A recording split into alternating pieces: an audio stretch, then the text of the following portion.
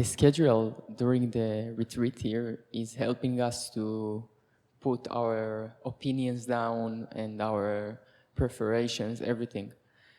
And my question is about the day after the retreat. I mean, when I'm, for example, I'm leaving, so like in one hand, I think that's the schedule is really helpful, but in the second hand, the schedule is not like, it's not possible to follow the schedule during all our life. Here it's possible. So I think if you have like some recommendations how to manage the daily life outside the temple, because outside is more like, you know, some different kind of different conditions. Yeah, sure. So yeah, it's I used to say like when you sit in Zen meditation here, that kind of mindset will appear in your daily life too.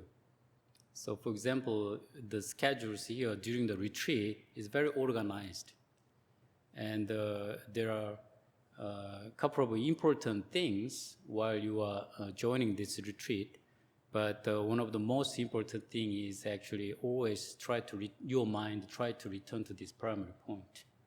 And then there are no much difficulties during retreat, because the schedule, definitely there is something that you hate. I used to hate like a chanting, because we all chant together, and you know everybody has different tone. And one time in Musangsa, like many years ago, now we are a little, because the number of the male and female is a little often unbalanced.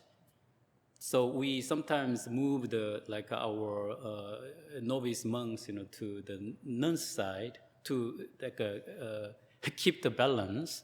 And sometimes we're a little mixed, just depending on the situation. But in earlier time in Musangsa, it was quite strict.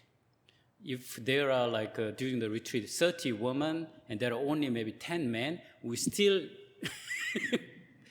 separate. So then because I think the woman has a little kind of a lower tone than a man's tone. So if we start chanting, maybe I was the only one who used to feel, maybe not. And I used to, like, in my mind, blame the woman's tone is so low, and then I cannot really chant as much as like loud as I want, and you know, that kind of thing. So and also during sitting, probably I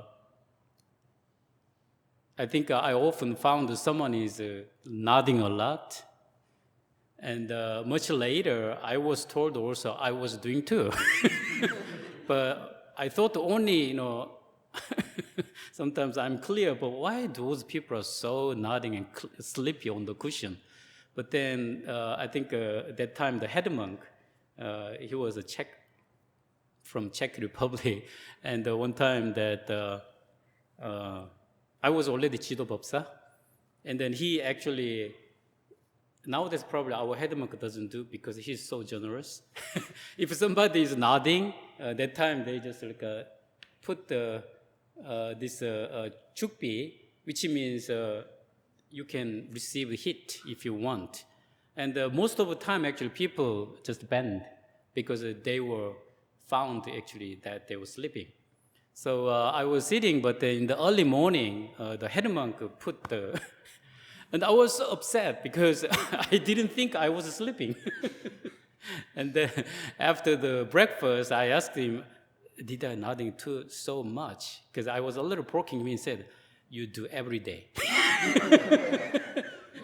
I was quite shocked, actually, because I thought I never actually nod because of sleepiness, you know, on the cushion.